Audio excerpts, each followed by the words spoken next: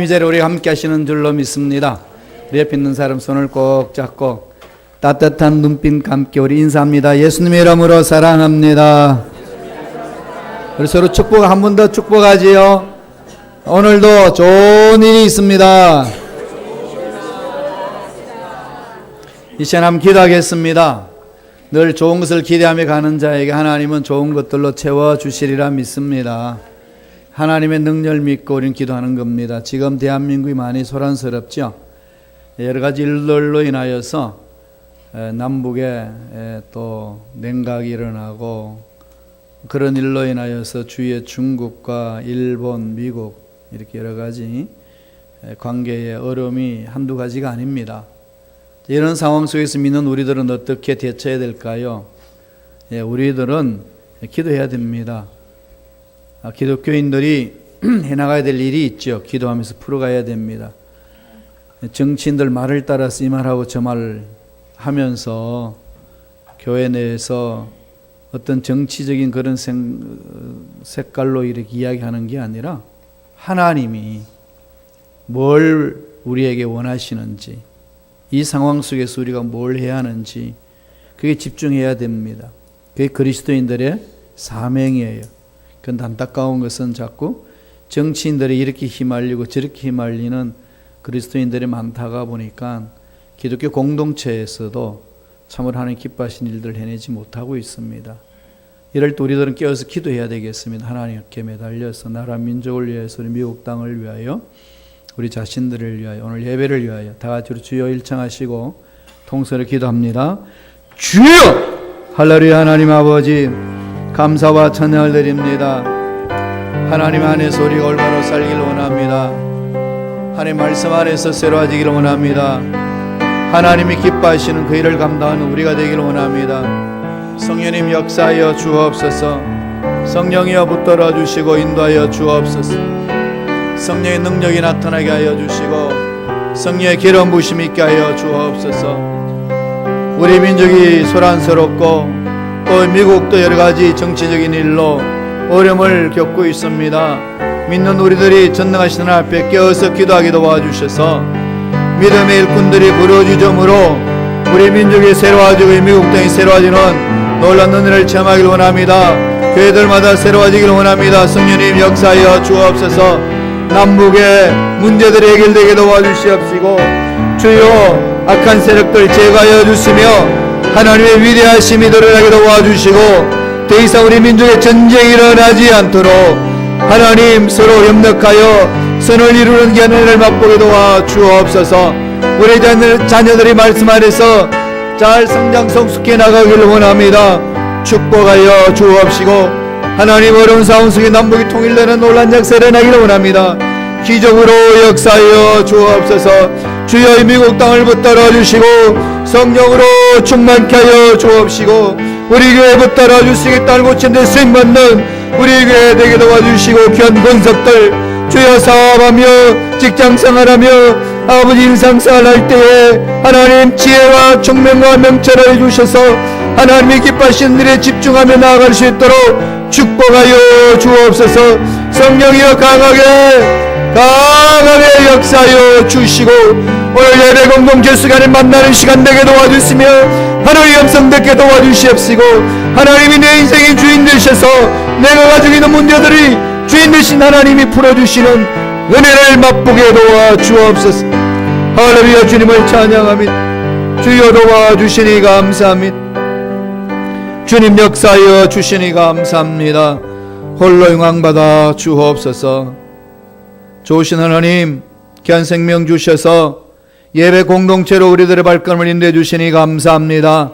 날마다 새롭게 우리를 만나주시는 하나님의 그 새로운 은혜가 오늘 예배드리는 우리 모든 권속들이 마음껏 체험하는 귀한 은혜가 임할 줄로 믿습니다. 가지는 문제들의 능력에서 해결받는 은혜가 임하게 도와주시고 우리 민족의 어려운 상황들, 미국의 어려운 상황들 믿음으로 기도할 때에 하나님께서 응답하시고 하나님께서 간섭하여 주시고 다스리는 그 은혜를 우리가 듬뿍 체험할 수 있도록 축복하여 주옵소서. 이 어려운 시대에 살고 있는 우리들에게 힘과 능력과 은혜를 더하여 주셔서 하나님의 자녀들은 늘 보호함을 받고 하나님의 자녀들은 어려운 상황에 있어 승리하는 것을 체험하며 살아갈 수 있도록 성령님 역사하여 주옵소서. 우리 교회를 통하여 하나님 이 땅이 치유되고 변화되기를 원합니다.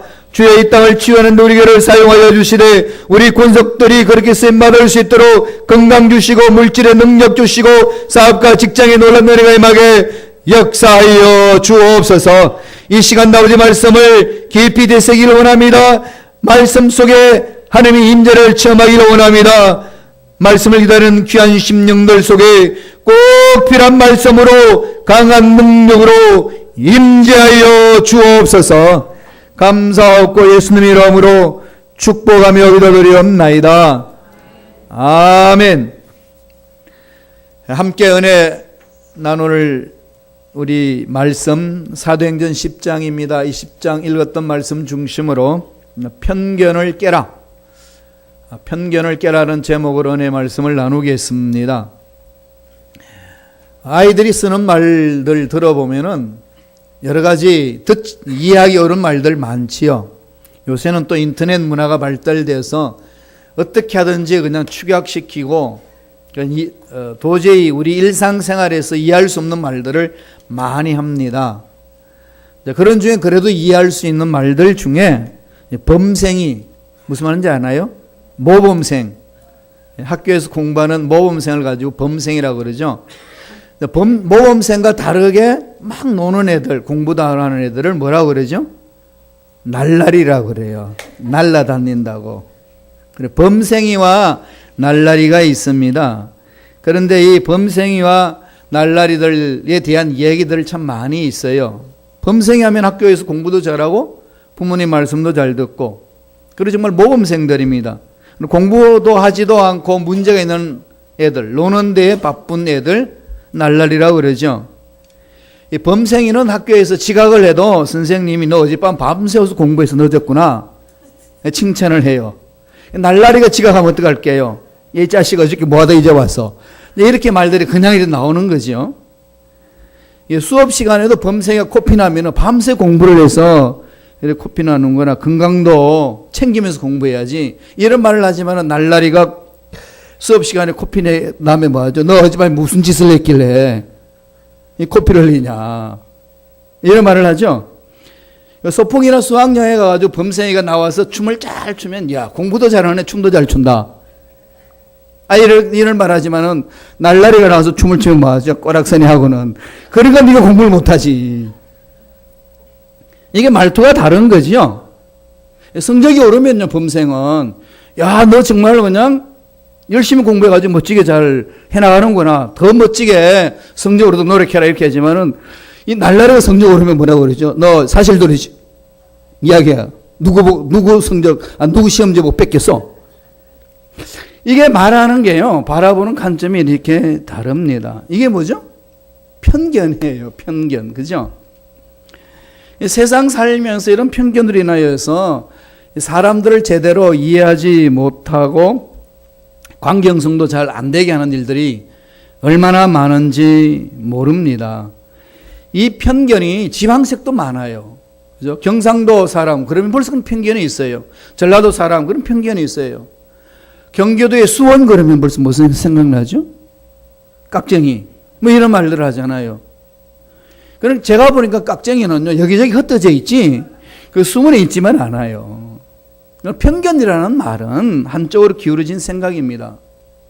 학문적으로 정의를 하게 되면 어떤 사물이나 현상에 대해서 사실상 근거가 없이 지니고 있는 완고한 의견 이렇게 이제 정의를 하고 있습니다.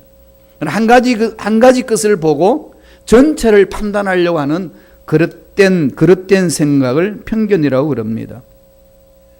그런데 이런 편견을 이야기하는 저도 이 편견에서 벗어나기가 참 쉽지 않습니다. 그만큼 우리가 연약하다는 거죠. 더 심각한 것은 믿음을 갖고 신앙생활을 하는 저와 여러분들 속에 편견을 갖고 산다는 겁니다. 신앙생활을 하는데도 편견이 있어요. 그래서 이런 편견 때문에 신앙의 성숙함이 없습니다. 하나님의 능력에 대해서 편견이 있으면은요, 어떤 문제를 만났을 때 하나님 푸시는 그 은혜를 맛보지 못한다는 겁니다. 개개인의 신앙생활의 성숙함에 있어서도 하나님의 그 말씀이나 하나님이 베풀어 주시는 그 은혜에 대한 편견이 나타나게 되면은 하나님이 만져주신 은혜를 맛보지 못한다는 겁니다. 따라서 신앙생활을 하면서 저와 여러분들이 이러한 편견에 빠지지 않도록 언제나 노력을 해야 됩니다. 정말로 그리스도인들은요, 빠져서는 안 되는 편견 조심해야 됩니다. 오늘 읽었던 성경 말씀 사도행전 10장에 보면은요, 이런 편견에 대한 극복하는 것을 보여주고 있습니다. 유대인이 아닌 이방인이었어요. 로마 사람인데 로마 군대 백부장 고넬로라는 사람이 나옵니다. 군대 백부장 그러면 오늘날 이 계급을 말하면 캡틴 정도입니다. 로마 군대는요, 일개의 군단이 6,000명으로 편성되어 있습니다. 그래서 한 군단을 600명씩 10대로 나눕니다. 그 중에서 다시 100명 단위로 나눠요. 그래서 캡틴, 백부장 그럽니다. 고급 장교잖아요. 고넬로는 그 당시 고급 장교였습니다. 그럼에도 불구하고 그는 기도하고 구제하고 금식도 유대인들이 행했던 그런 신앙생활을 했던 사람이었습니다. 그가 어느 날 환상을 봅니다. 환상 중에 천사가 와가지고 고넬로에게 말을 합니다. 욥바에 있는, 욥바라는 곳에 가면은 베드로라는 사람이 있는데 그 베드로를 집으로 초청해서 말씀을 들으라. 그렇게 환상 중에 고넬로가 음성을 듣습니다. 그래서 말씀에 순종해서 그 집안에 있는 사람들을, 하인들을 욥바로 보냅니다. 욥바로 보내가지고 베드로를 초청해 와라 라고 보냈습니다.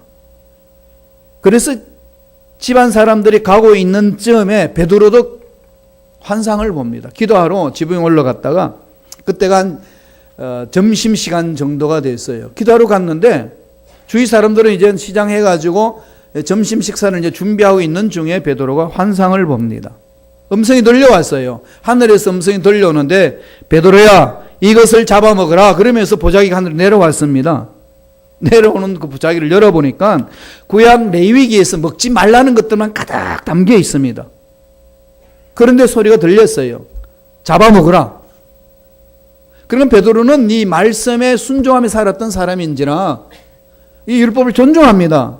그래 그 존중하는 베드로 입에서 첫 마디가 그럴 수 없습니다. 이 불결하고 더러운 음식을 내가 먹어본 적이 없습니다. 베드로가 이렇게 말한 것은 합당하나요? 합당하지 않나요? 자기 살아왔던 삶의 스타일에서는 합당한 얘기입니다. 당연한 얘기죠. 그런데 문제가 있습니다. 왜 그럴까요? 지금 말씀하시는 분이 누군가요? 하나님이셔요.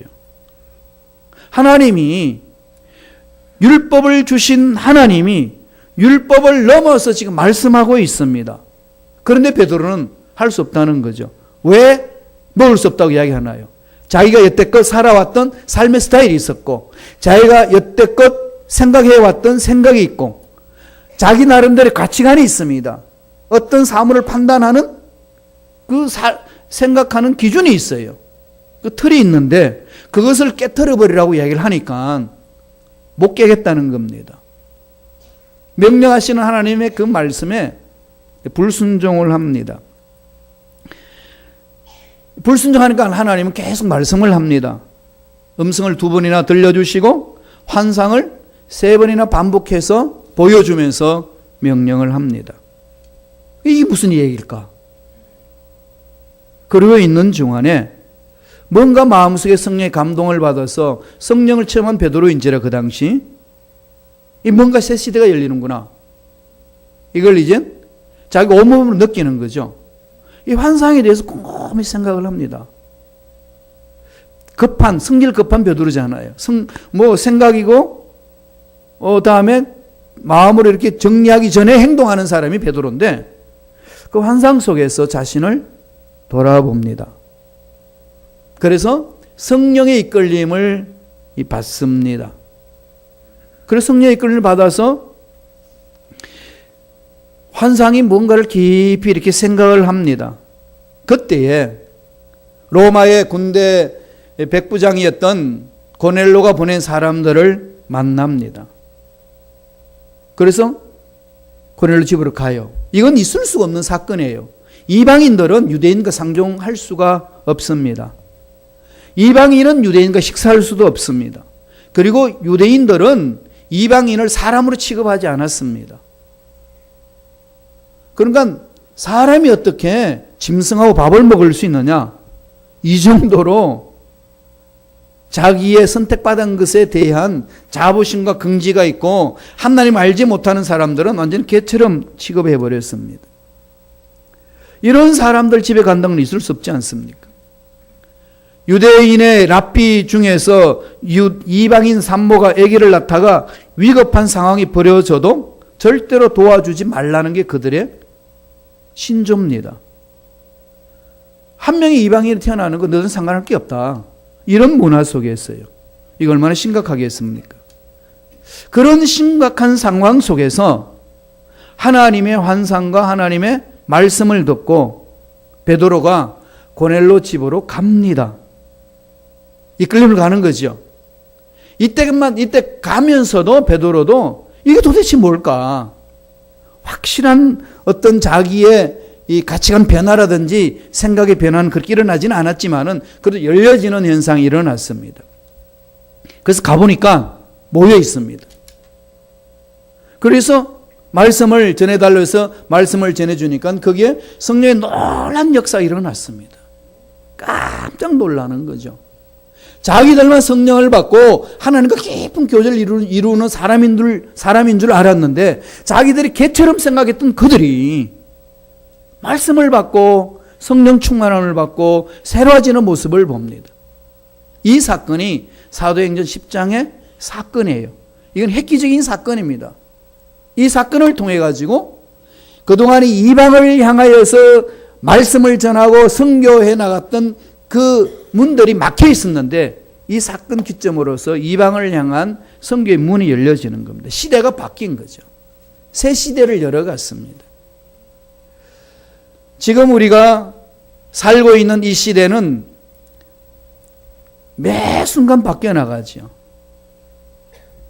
과학 시대 산업혁명이 일어나는 것을 지금 막 더듬어 나가는데 지금 우리가 어느 시대에 와 있나요? 이 3차 산업혁명을 체험한 세대입니다. 1차는 전기기관이 만들어져서 기계화됐지 않습니까? 2차 산업은 전기가 발명이 돼서 전기로 인해서 대량 생산의 길이 열렸습니다. 3차는 뭔지 아시나요? 컴퓨터가 발명됐잖아요.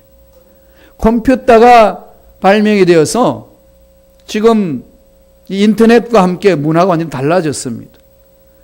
제가 매주마다 설교하는 설교문도 이 컴퓨터 안에 들어있어요. 종이가 아닙니다.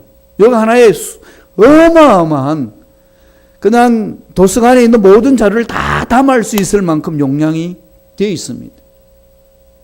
큰 도서, 여기 이 성전에 있는 모든 책들을 다 담아도 남는 요 조그마한 요곳에 담아낼 수 있는 그런 기술로 만들어져 있는 이 컴퓨터입니다. 엄청나게 발전이 되어 있죠. 그러면은 앞으로 시대는 어떻게 될까요? 앞으로 이 시대는요, 상상할 수 없는 시대로 바뀌어집니다. 그럼 어떻게 살아야 되죠? 말세요. 그리고 그냥 포기해버려야 되나요? 나와는 아무 상관없는 시대라고 포기해버려야 되나요?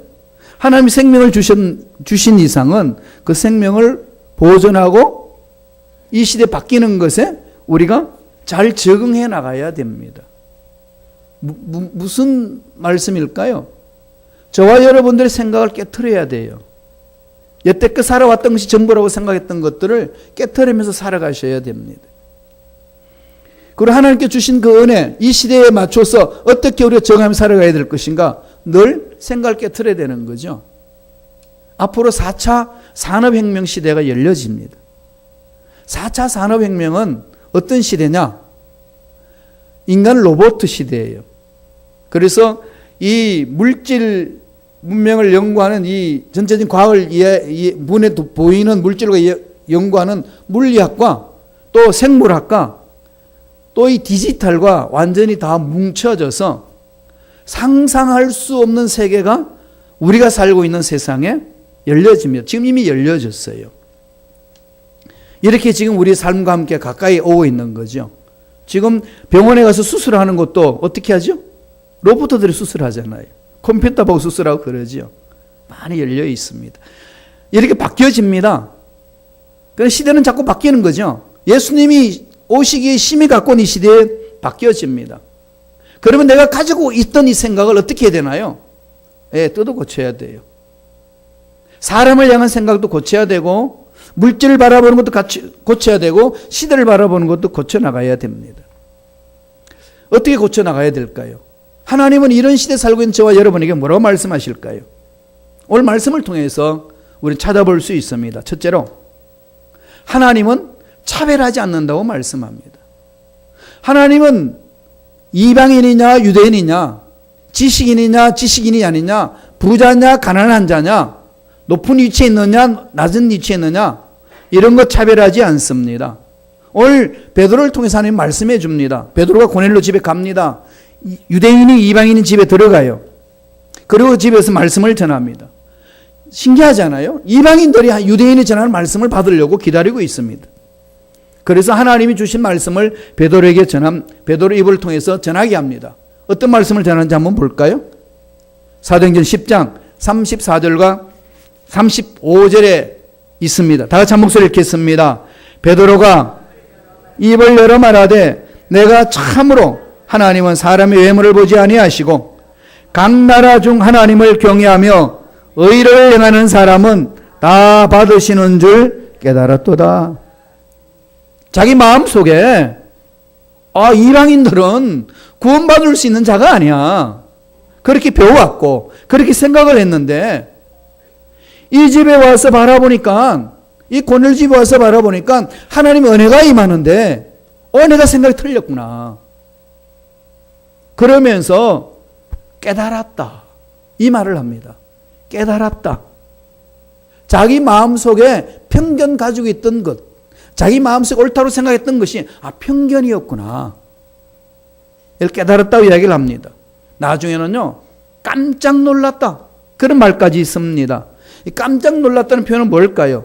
그렇게까지 생각하지 않았는데 그런 일이 일어나는구나. 이 얘기입니다. 여러분, 하나님의 능력에 대해서 여러분 어떻게 생각하나요? 어떤 문제 앞에서 우리가 우왕좌왕합니다. 왜 우왕좌왕하죠? 답이 없으니까. 잘 살아왔다고 생각했는데 갑자기 중병이 와가지고 세상 의술은 고칠 수 없다는 이야기를 듣습니다. 당황되잖아요. 잘 나가던 사업이 그냥 막혀버립니다. 두려움이 없습니다. 이거 어떻게 풀지? 이런 일들이 비일비재하게 우리 인생사에 일어납니다. 이럴 때에 두려워하고 낙심할 수밖에 없는 이유는 뭘까요? 하나님의 능력에 대한 편견이 있기 때문에, 하나님이 이끄시는 그 손길에 대한 편견이 있기 때문에 그냥 그 생각이 갇혀버리는 거죠. 그러니까 하나님의 능력이 나타나서 이 문제를 어떻게 풀 것이라는 것이 자기 생각 속의 능력을 제한해 버렸습니다. 그러면은 하나님이 이끄시는 그 은혜로운 능력, 하나님의 위대하심을 체험하지 못한다는 거죠. 그런데 하나님이 멋지게 풀어주면은 할 말이 없죠. 깜짝 놀라잖아요. 이럴 수도 있구나. 이런 일도 일어나네. 이게 하나님을 만나는 자들이 외치는 소리입니다. 하나님 말씀 안에서 하나님의 은혜를 체험하는 자들은 그런 것을 맛보며 산다는 것을 오늘 베드로를 통해서 보여주는 것 아니겠습니까? 베드로가 말씀을 전했어요. 이방인들이 성령 충만함을 받고 이방인들이 변화받고 이방인들이 하나님 자녀가 된다는 것은 꿈에도 생각 못했던 그런 인종적인 편견을 가졌던 베드로가 고넬료 집에 가서 말씀을 전하니까 그들이 말씀을 아멘으로 하더라고 말씀을 받습니다. 뒤집어지는 거죠.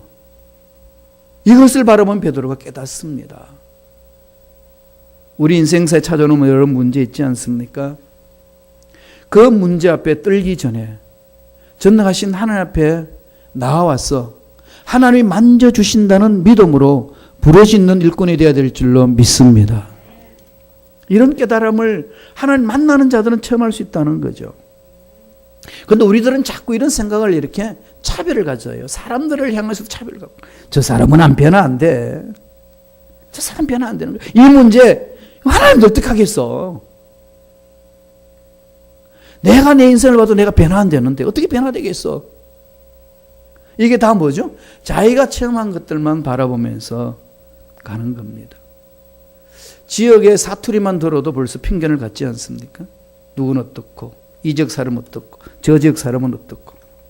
이런 부분들이 우리 스스로가 하나님이 주시는 그 은혜를 그냥 제한해버리고 차단해버리는 어리석음 속에 빠질 수 있다는 겁니다. 또 빠지는 일들이 얼마나 많은지 모릅니다.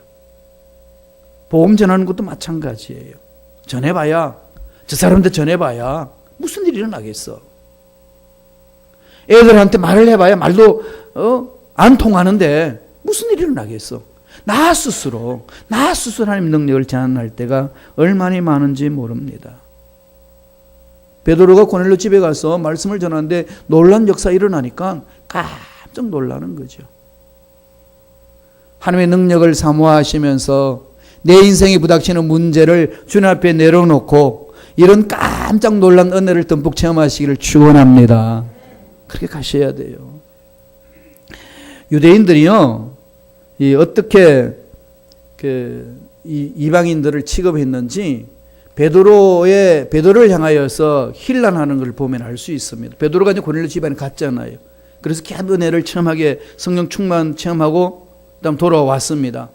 돌아왔더니 난리가 났어요. 누가 난리 났겠습니까? 이 유대인들이 베드로를 향하여서 질타합니다. 사도행전 11장 2절 3절 볼까요? 우리 본문이 좀 벗어납니다만은 11장 2절 3절 다 같이 읽어봅니다. 베드로가 예루살렘 올라갔을 때에 할례자들이 비난하여 이르되 내가 무할례 집에 들어가 함께 먹었다 하니, 할례자 유대인이 무할례자 이방인, 무할례자 그러면 인간도 아닌 짐승, 개 같은 그들하고 같이 밥을 먹어? 그럴 수 있어? 이렇게 그냥 자기 선입견 속에서 베드로를 비난합니다. 하나님을 믿는 백성임에도 불구하고 자기 생각에 빠져가지고 이렇게 핀잔하고 그다음에 편견을 갖고 하나님의 능력을 폄하할 때가 얼마나 많은지 모릅니다. 그럴 때 어떻게 해야 될까요? 우리가 하나님의 능력을 먼저 체험해야 합니다. 하나님의 사랑을 먼저 체험해야 됩니다. 지금 저와 여러분 사는 이 시대는요, 좀 전문적인 용어로 말하자면은 포스트 모더니즘이라고 그럽니다. 현대 후기 시대라고 그래요.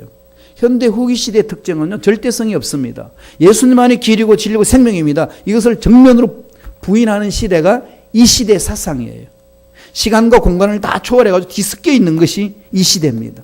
현대 시대는 절대성이 있어요. 절대자 하나님 되어 있는데 여기는 절대자와 상대자 구분이 없습니다.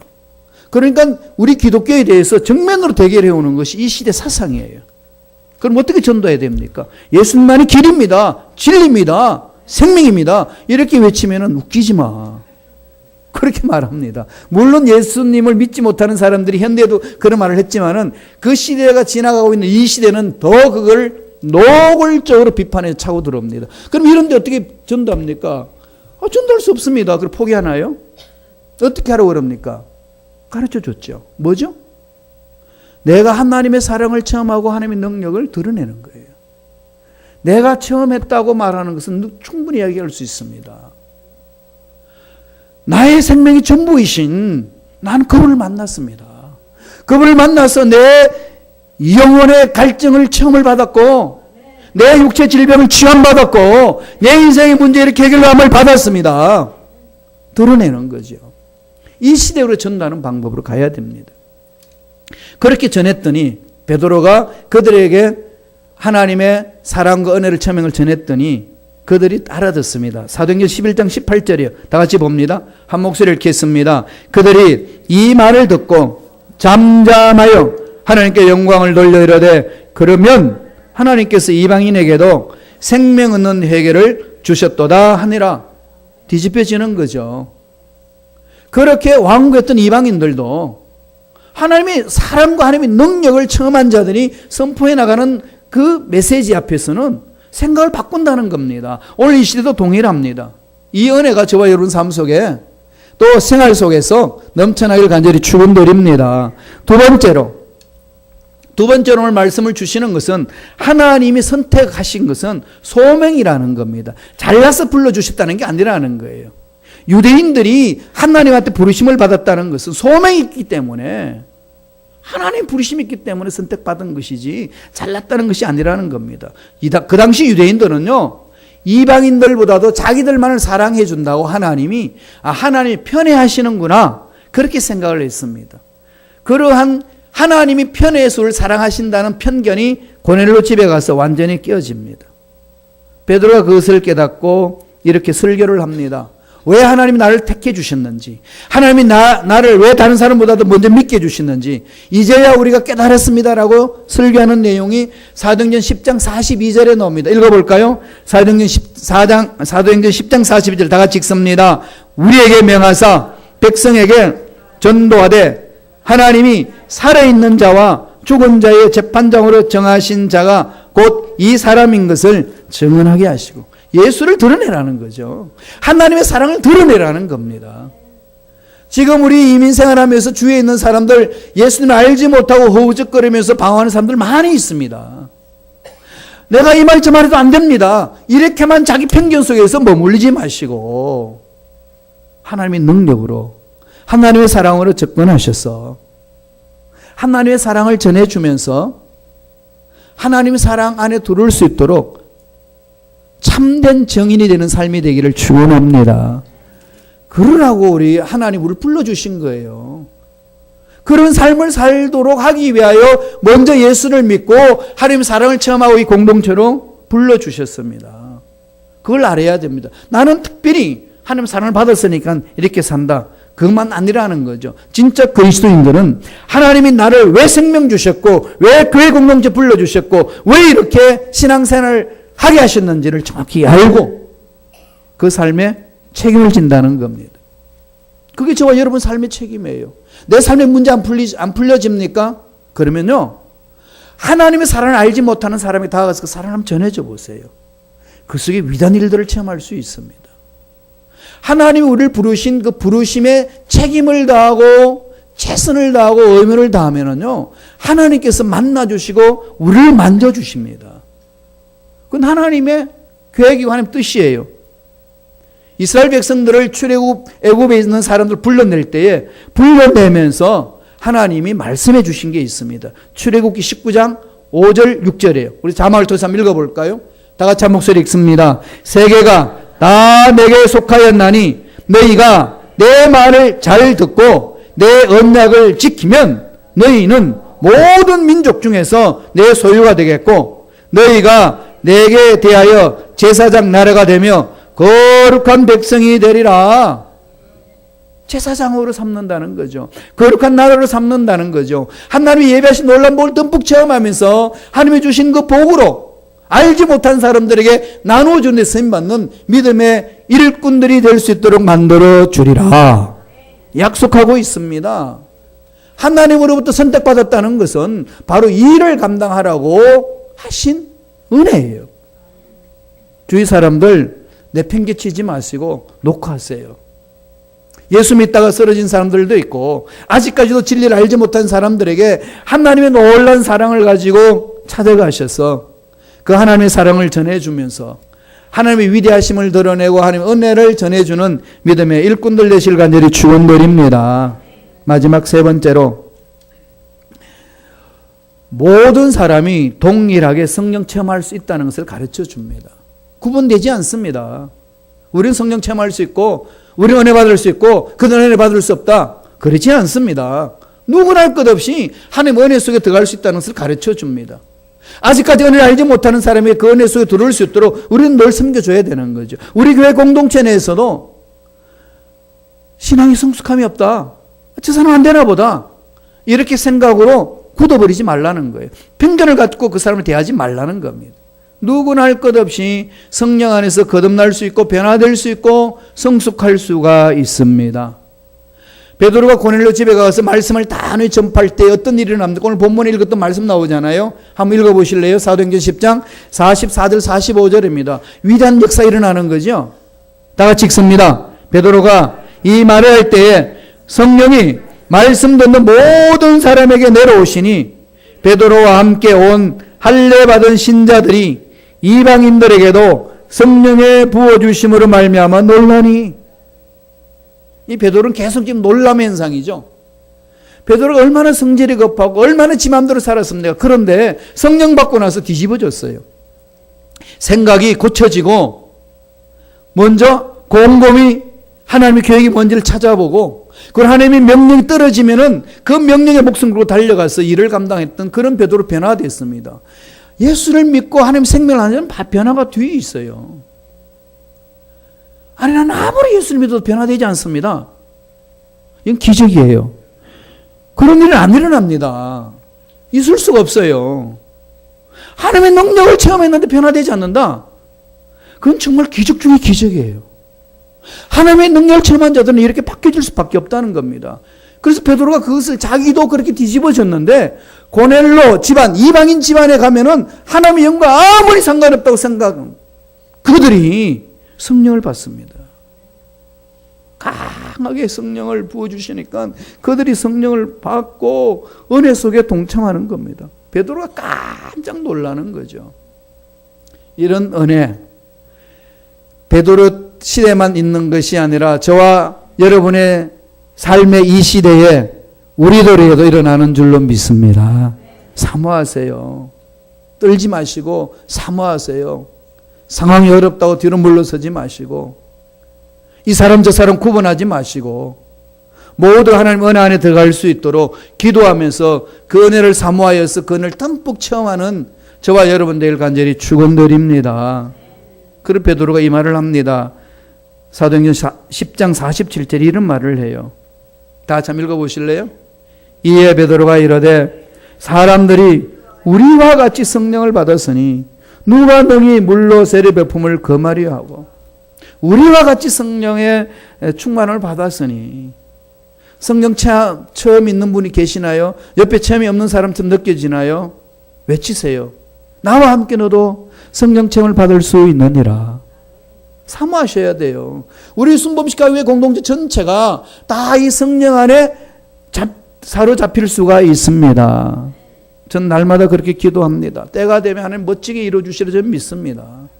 하나님으로부터 복을 받을 수 있는 그릇만 준비가 되면요, 상상을 초월한 하나님의 복을 부어주십니다.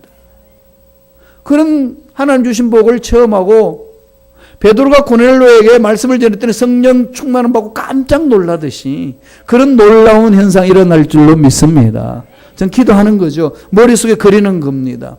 앞당기는 거죠.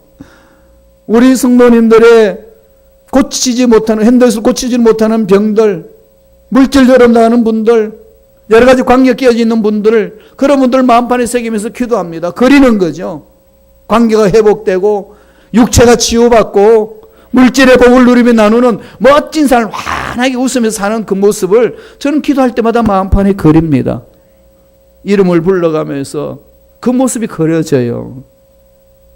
그래서 이렇게 설교할 때 여러분 얼굴 바라보면서 인상이 굳어도 속으로 그럽니다. 인상 펴요. 하나님이 때가 되면 그런 일을 주신답니다. 깜짝 놀랄 일들이 일어날 겁니다. 기대하시라. 개봉박두. 그 날이 옵니다. 이게 저와 여러분들이 처음 해야 될 일 아니겠습니까? 편견을 어떻게 깨신다고요? 성령이 사로잡힐 때, 성령을 사모할 때, 말씀이 했을 때 생각이 뒤집어지는 거죠. 그래서 우리 하나님은 차별하지 않습니다. 하나님이 선택받았다는 것은 소명이지 잘나서 가는 것도 아닙니다. 누구나 다 성령 체험 받고 하나님 앞에 쓰임 받을 수 있습니다. 이러한 일들이 주님 오실 때까지 저와 여러분 삶에 넘쳐나길 간절히 축원합니다. 기도하겠습니다. 하나님 감사합니다. 오늘도 우리에게 말씀을 주셔서 우리 잘못된 생각을 깨트릴 수 있도록 은혜를 주시니 감사합니다. 우리가 가지고 있는 편견들을 깨트리기를 원합니다. 성령이 강하게 역사하여 주시고 우리의 생각, 우리의 말 고쳐주시고 깨트려 주시고 하나님이 기뻐하시는 멋진 삶을 살아가는 은혜로운 주님의 일꾼들에게 축복하여 주옵소서. 감사하고 예수님 이름으로 축복하며 기도드리옵나이다. 아멘. 우리 기도하기 전에 한번